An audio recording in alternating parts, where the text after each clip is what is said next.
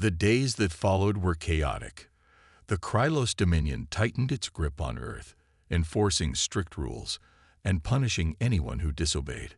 Soldiers, tall, insect-like creatures with glowing eyes and metallic armor, patrolled the streets of every major city. They moved in perfect formation, their weapons ready to fire at the slightest sign of trouble. Civilians lived in constant fear, unsure of what would happen next. In New York City, Daniel Hayes, a reporter for a local news station, wandered through the ruins of Manhattan. Buildings lay in shambles, and the once bustling streets were now eerily quiet. He carried a small camera, capturing everything he saw. The Krylos had ordered all communication networks shut down, but Daniel knew his footage could still make a difference if it reached the right people.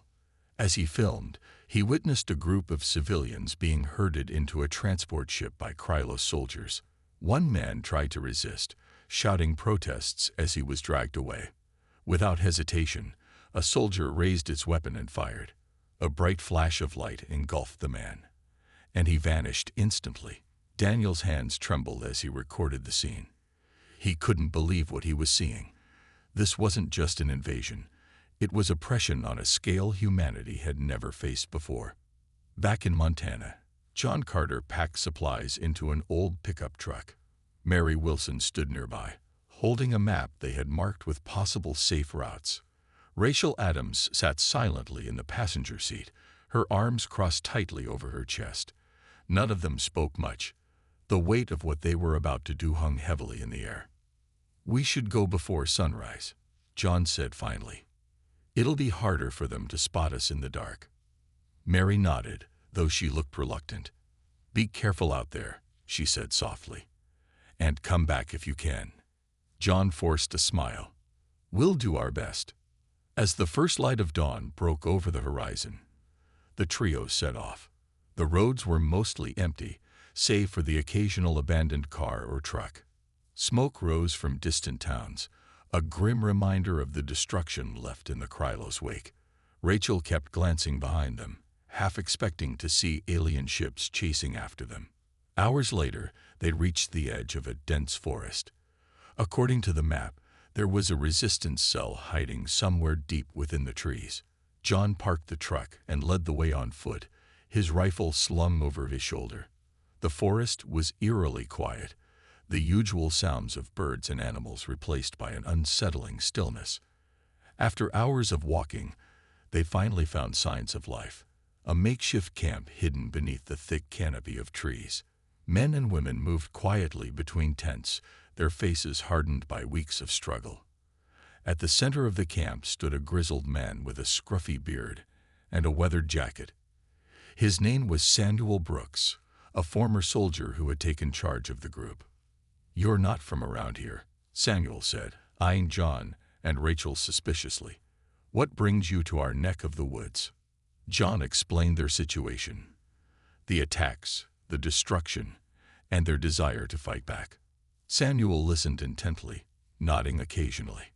When John finished, Samuel let out a long sigh. "You picked a hell of a time to join the fight," he said, "but we could use all the help we can get."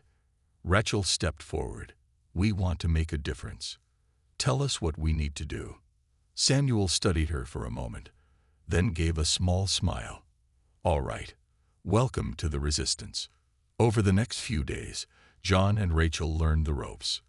They trained with weapons, practiced stealth tactics, and helped gather food and supplies. The work was exhausting, but it gave them a sense of purpose. For the first time since the invasion began, they felt like they were doing something meaningful. One evening, as they sat around a campfire, Samuel addressed the group. "We've been hitting small targets so far, supply lines, isolated patrols. But if we want to send a message, we need to aim bigger." John leaned forward. "Like what?" Samuel pointed to a crude map pinned to a tree. "There's a convoy heading to one of their outposts tomorrow. If we hit it hard enough, we might cripple their operations in the area." The group erupted into murmurs of agreement. John exchanged a glance with Rachel, who nodded firmly. They were ready.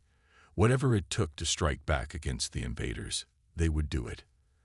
As the fire crackled and sparks floated up into the night sky, John felt a flicker of hope. Maybe, just maybe, they could turn the tide. The resistance cell spent the night preparing for the attack on the Krylos convoy. Weapons were checked, ammunition counted, and plans reviewed again and again. Samuel Brooks moved among the group, offering words of encouragement and making sure everyone knew their role. John Carter listened carefully, his mind racing with doubts, but also determination.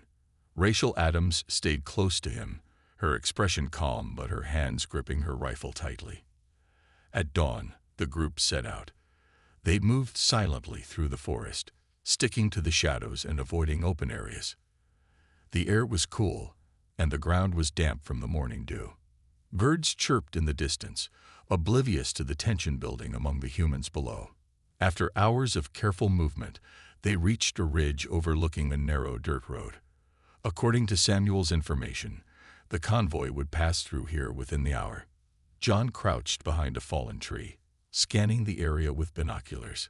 He could see tire tracks in the dirt, proof that vehicles had used this route recently. "This is it," he whispered to Rachel. "Let's hope Samuel's intel is good." Rachel nodded. "We've got one shot at this. We can't mess it up." Minutes passed like hours as they waited. Finally, the sound of engines broke the silence. 3 large trucks appeared in the distance, flanked by Krylos soldiers marching in tight formation. Their armor gleamed in the sunlight, and their weapons were ready. John felt his heart pound as he watched them approach. Samuel raised a hand, signaling the group to hold their positions. When the convoy was directly beneath them, he dropped his hand sharply. "Now," he shouted. The ambush began. Resistance fighters opened fire from their hidden positions, catching the Krylos off guard. Bullets ricocheted off the soldiers' armor, but the sudden attack created chaos. Some soldiers fell, their glowing eyes dimming as they hit the ground. Others returned fire, their energy weapons blasting chunks of earth and trees into the air. John aimed carefully, firing at the tires of the lead truck. One shot struck true, and the vehicle swerved before coming to a stop. Rachel focused on the soldiers, her shots precise and deadly. Around them, the resistance fighters fought fiercely, their makeshift weapons somehow holding their own against the advanced technology of the invaders. But the Krylos quickly regrouped. Reinforcements arrived in the form of hovercrafts that zipped through the air, raining down beams of light. The resistance took heavy losses. One by one, their fighters fell, either injured or killed. Samuel barked orders, trying to keep the group organized, but it was clear they were outnumbered. "Fall back," he yelled finally. "We've done enough damage." John hesitated, unwilling to leave the fight unfinished. But Rachel grabbed his arm and pulled him away. "We have to go," she urged. "If we stay, we'll die." Reluctantly, John followed her as they retreated into the forest. Behind them, explosions rocked the convoy as the damaged trucks caught fire.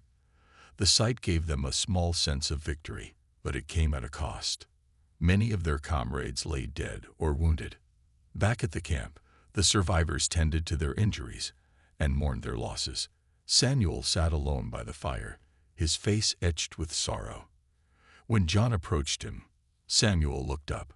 "We hit them hard," he said quietly, "but I lost too many good people today." John clenched his fists. It wasn't supposed to end like this. Samuel shook his head. "War never goes the way you plan. All we can do is keep fighting." Later that night, Rachel joined John by the edge of the camp. She stared up at the stars, her voice barely above a whisper. "Do you think we'll ever win?" John didn't answer right away. He thought about the battle, the sacrifices, and the endless struggle ahead. Finally, he spoke. "I don't know. But if we give up now, then they've already won." Rachel nodded, her resolve strengthening. "Then we keep going. For everyone who can't." As the fire crackled behind them, the two stood side by side, united by their shared purpose. The road ahead would be long and dangerous, but they weren't ready to quit. Not yet. The victory at the convoy ambush gave the resistance a much-needed boost, but it also drew unwanted attention. The Krylos Dominion retaliated swiftly and brutally. Hovercrafts scoured the forests, searching for any sign of the attackers. Entire villages were burned to the ground, their inhabitants either captured or killed. The message was clear: defiance would not be tolerated. In Washington, D.C., President Laura Bennett sat in the dimly lit war room, her face lined with exhaustion. General Harold Quinn paced back and forth, his boots clicking against the floor. "We can't keep sitting here while they destroy us," he growled. "We need to hit them where it hurts." Dr. Emily Dawson, a physicist working in a secret underground lab, had been listening quietly. She cleared her throat and stepped forward. "I might have something that could help," she said cautiously. All eyes turned to her. "What is it?" President Bennett asked. Dr. Dawson explained her discovery: a critical flaw in the Krylos energy shields. If targeted with a focused electromagnetic pulse, the shields could be destabilized, leaving the aliens vulnerable. Her voice grew more confident as she spoke. "If we can build enough EMP devices, we could disable their defenses long enough to strike." General Quinn's eyes narrowed. "How long will it take?" "A few days, maybe less," Dr. Dawson replied. "But we'll need resources, and people willing to use them." The president nodded slowly. "Do it, and prepare a team to test this theory." Meanwhile, in the Appalachian Mountains, tensions within the resistance were rising. Samuel Brooks called a meeting around the campfire to discuss their next move. Some members argued for another attack, eager to keep the momentum going. Others urged caution, warning that they couldn't afford another loss like the one at the convoy. "We're running out of fighters," Mary Wilson pointed out. She had joined the group after her hometown was destroyed. "Every battle weakens us further." John Carter listened silently, his jaw clenched. He understood their concerns, but he also knew they couldn't wait forever. "If we don't act soon, there won't be anyone left to fight," he said finally. Samuel raised a hand to quiet the group. "John's right. We can't just sit here and wait for them to crush us. But we need to be smart about it." Before they could decide, a shout came from the edge of the camp. A scout ran into the clearing, breathless and panicked. "They're coming," he gasped. "Krylos troops. They'll be here in minutes." Chaos erupted as everyone scrambled to prepare. Weapons were grabbed, supplies packed, and orders shouted over the commotion. John grabbed Rachel's arm. "Stick close to me," he said firmly. The Krylos descended on the camp with terrifying speed. Their hovercrafts hovered above the trees, raining down beams of light that set tents ablaze. Soldiers poured into the clearing, their weapons blazing. The resistance fought back fiercely, but they were outnumbered and outgunned.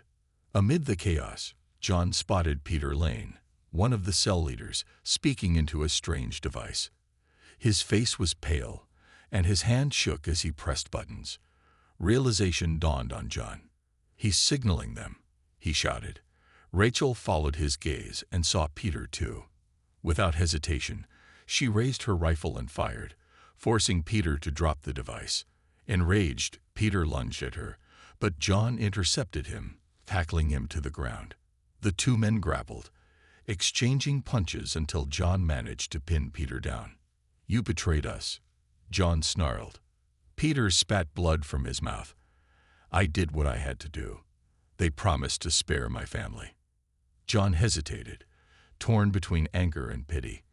Before he could respond, an explosion nearby sent both men sprawling. When the dust settled, Peter was gone, having flowed into the woods. John cursed under his breath but didn't chase him. There was no time. The battle raged on, and the resistance was forced to retreat deeper into the forest. Many were injured, and some didn't make it out alive. Among the fallen was Samuel Brooks, who stayed behind to cover their escape. As they ran, John glanced back at the burning camp, his heart heavy with grief.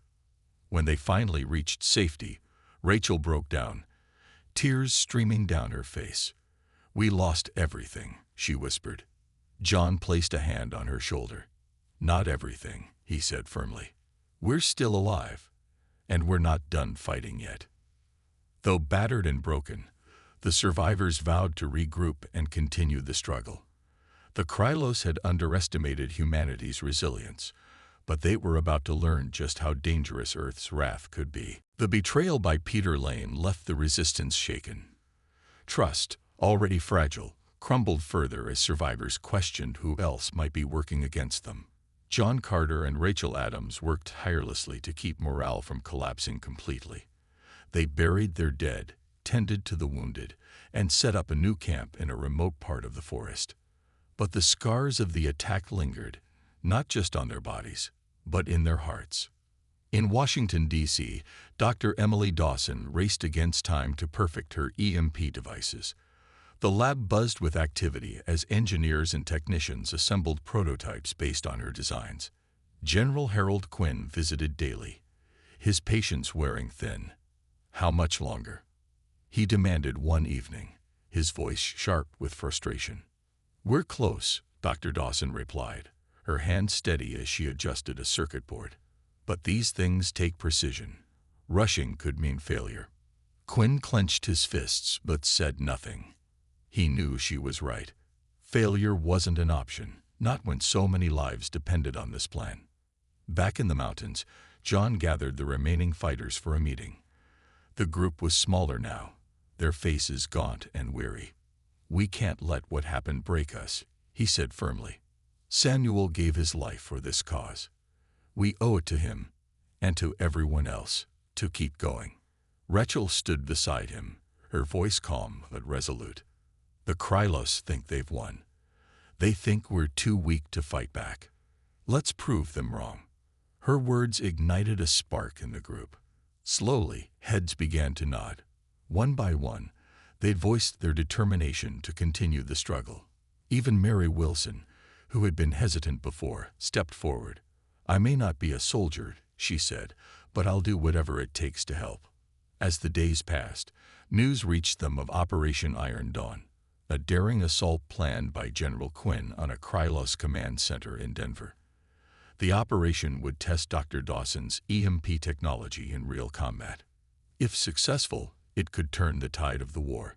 John felt a flicker of hope. For the first time in weeks, there was a sense that humanity might have a chance. But hope came at a cost. The Krylos retaliated against Earth's growing defiance with devastating force. Orbital bombardments rained down on suspected resistance strongholds, leveling entire towns. Fires spread unchecked, and thousands perished. Among the targets was the small Montana town where Mary had stayed behind to care for her elderly parents. Rachel received word of the attack through a tattered radio salvaged from the ruins of their old camp. Her hands trembled as she listened to the broadcast. When it ended, she sat in silence, tears streaming down her face. John found her moments later, hunched over the radio. What is it? He asked softly. She looked up, her eyes filled with pain. They destroyed my hometown, she whispered. My family. They're gone. John knelt beside her, placing a hand on her shoulder. I'm sorry, he said quietly. I know how much they meant to you. Rachel wiped her tears and took a deep breath. They won't get away with this, she said, her voice hardening. Not my family. Not anyone else's. Word of the bombardment spread quickly, fueling outrage among the resistance. Survivors poured into their camp, seeking refuge and revenge. Farmers, teachers, shopkeepers, all ordinary people, came together, united by grief and anger. John watched as the group grew larger, their numbers swelling with each passing day. One evening, as the sun dipped below the horizon, John addressed the crowd. This isn't just about us anymore, he said, his voice carrying across the clearing. It's about every person they've hurt, every life they've taken. We have to stand together, or we'll fall apart. The crowd erupted in agreement, their voices rising like a storm. Rachel stood beside John, her expression fierce. Together, they began organizing the newcomers, training them and preparing for the battles ahead. In Denver, Operation Iron Dawn unfolded under the cover of darkness. A team of soldiers, armed with EMP devices, infiltrated the Krylos command center. The mission was fraught with danger, but the EMPs worked exactly as planned. The alien shields collapsed, leaving them vulnerable to Earth's forces. Explosions lit up the night sky as the base was destroyed. News of the victory spread quickly, reigniting hope across the globe. In the mountains, John and Rachel listened to the reports on their makeshift radio. For the first time in months, they allowed themselves to believe that the fight wasn't hopeless.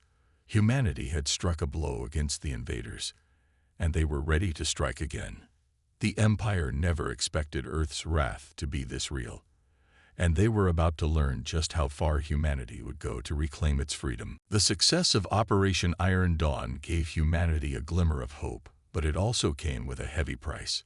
The Krylos Dominion, enraged by the attack on their command center, intensified their efforts to crush Earth's resistance.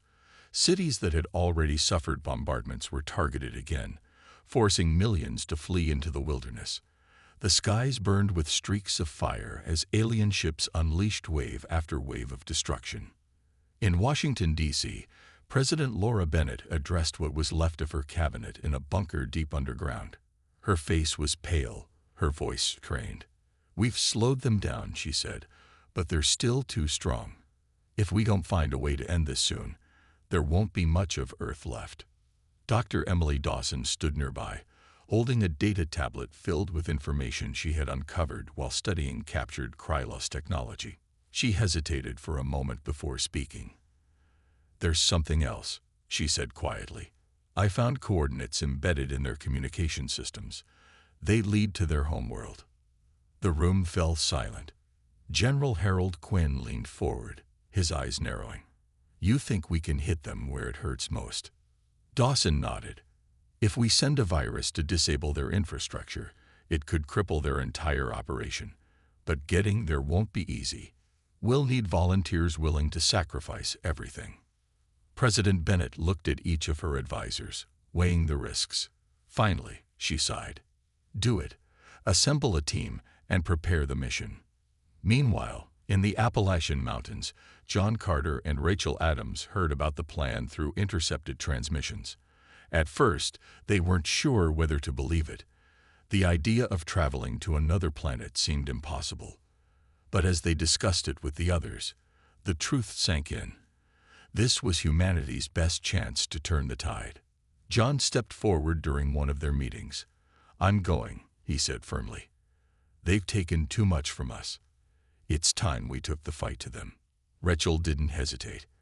"I'm coming with you," she said. "This isn't just your fight, it's mine too." Others in the group volunteered as well, but John shook his head. "No, someone has to stay behind and keep the resistance alive here. We might not come back." The decision wasn't easy, but eventually a small crew was chosen. Alongside John and Rachel were Lieutenant Alex Rivera, a skilled pilot who had survived countless dogfights, and Dr. Dawson herself, who insisted on accompanying them to ensure the virus worked properly. Training for the mission was intense. The team practiced navigating zero-gravity environments, operating alien tech, and preparing for every possible scenario. Supplies were packed onto a stolen Krylos shuttle, modified to look like one of their own vessels. Every detail mattered. If they were discovered before reaching the homeworld, the mission would fail. On the eve of their departure, Rachel sat alone by the edge of the forest, staring up at the stars. John joined her, sitting silently for a moment before speaking. "Scared?" he asked. She nodded, terrified. "But I'd rather die fighting than live under their rule." John smiled faintly. "Me too." The next morning, the crew gathered at the hidden launch site. The shuttle stood ready, its sleek design blending seamlessly with the surrounding trees.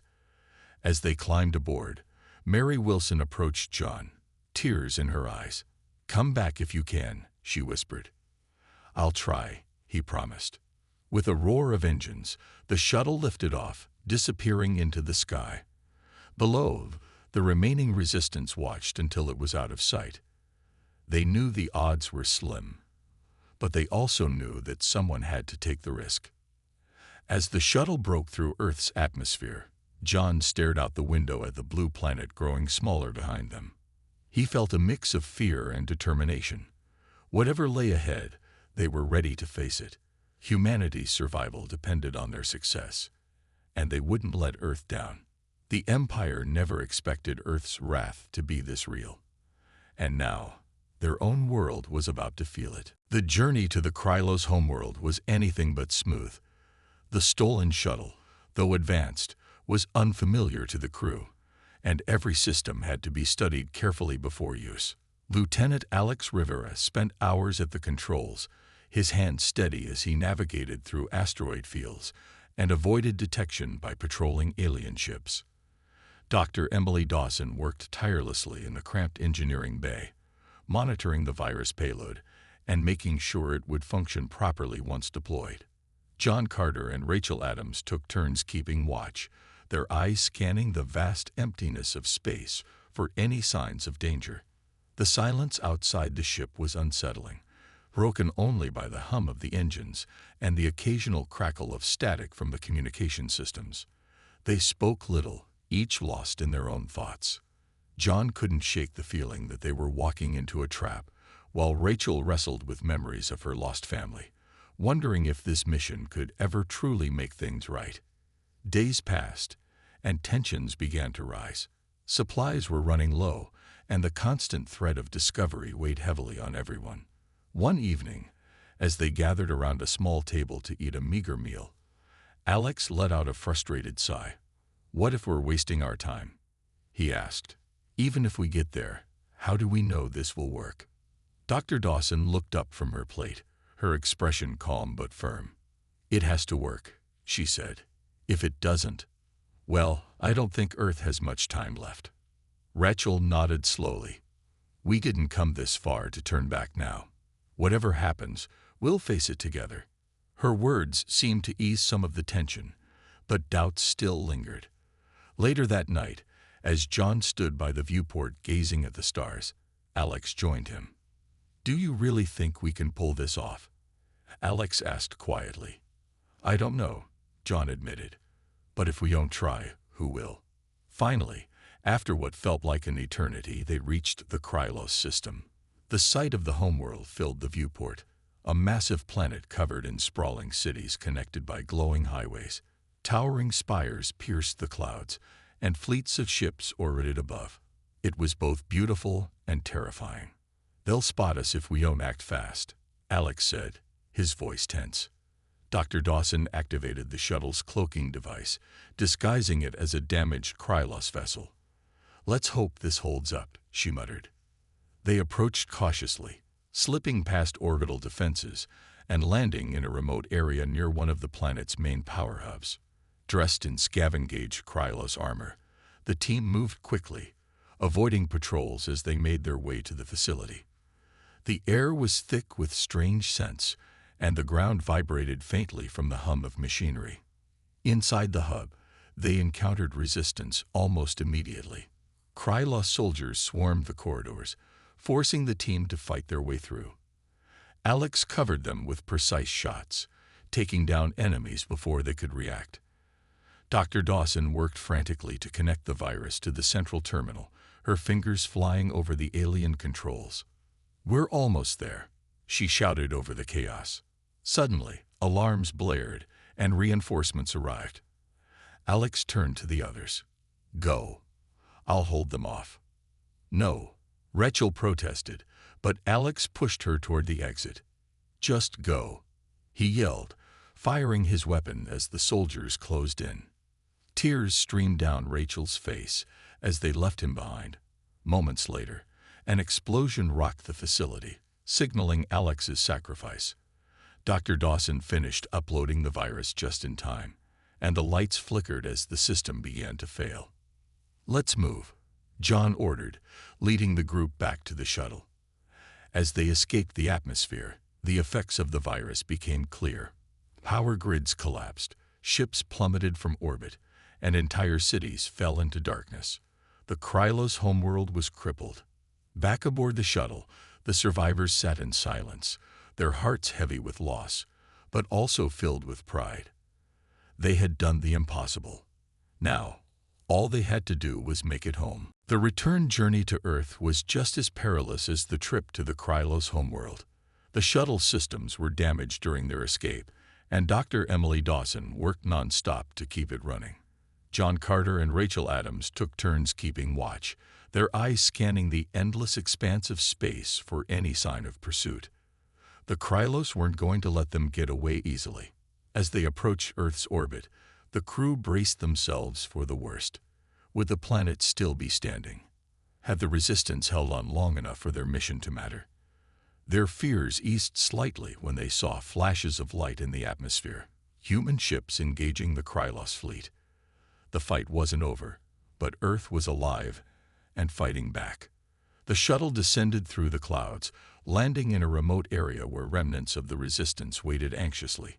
When John stepped out, followed by Rachel and Dr. Dawson, cheers erupted from the crowd. Word of their success had spread, thanks to intercepted signals from the Krylos collapsing networks. Humanity now knew that the invaders' homeworld had been crippled, and hope surged like wildfire. In Washington, D.C., President Laura Bennett addressed what remained of her government and the public via a hastily restored broadcast.